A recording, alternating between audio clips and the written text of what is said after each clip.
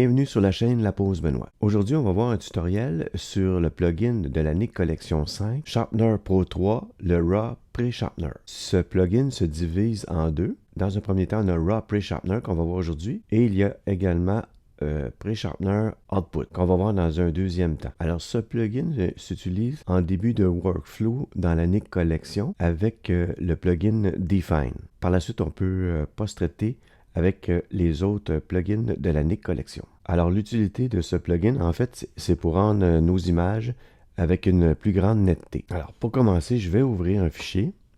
On va dans le menu File et on va choisir notre photographie, puis on va cliquer sur Ouvrir. Chose à noter, avec cette version du plugin, il est important de choisir une photographie avec un maximum de 8 bits. En haut, dans l'interface, on a les icônes d'affichage. Alors, on a la photo en pleine grandeur ici. Alors, on a l'option fractionner l'aperçu et l'aperçu côte à côte. Ici, on a trois modes. L'image qui est accentuée, la superposition des effets et le masque d'effet. En fait, la superposition des effets et le masque d'effet nous permettent de localiser l'effet de nos points de contrôle sur l'image. Ici, on a l'icône, l'outil de sélection, le zoom, l'outil panoramique et changer la couleur de l'arrière-plan. Au bas de l'image, ici, on a les données de l'appareil photo, qui est un Nikon D5200 à 24 millions de mégapixels. La photo a été prise à ISO 200. Comme je disais auparavant, c'est un fichier TIFF 8 bits. Alors, à droite de l'interface, on a nos curseurs qui nous permettent d'accentuer la netteté de l'image. En zoomant à 100% dans l'image, on va pouvoir mieux voir l'effet de la netteté. Alors, le premier curseur, on a l'intensité adaptative. D'emblée, le plugin le règle à 50%. Alors, on va jouer avec ce curseur pour voir l'effet que ça apporte sur la photo. Si je le mets complètement à 100% à droite ou si je le mets complètement à 0.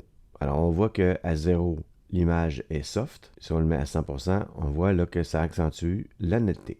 Le deuxième curseur, il a accentué les surfaces et accentué les bords.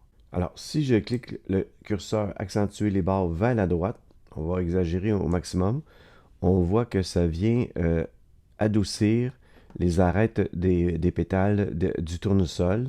Donc, ça a immédiatement un effet sur les bords, on va dire, des objets. Si je viens complètement à l'opposé, accentuer les surfaces, on voit ici que la netteté est à son maximum selon le curseur. Par contre, ça vient introduire beaucoup de bruit.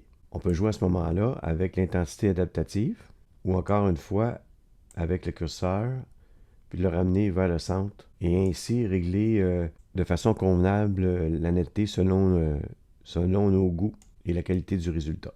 Alors ici, on peut venir cliquer sur le avant et le après. On peut rezoomer dans l'image. On voit bien qu'on vient chercher quand même de la netteté. Ici, qualité d'image, on a deux choix, soit normal ou ISO élevé.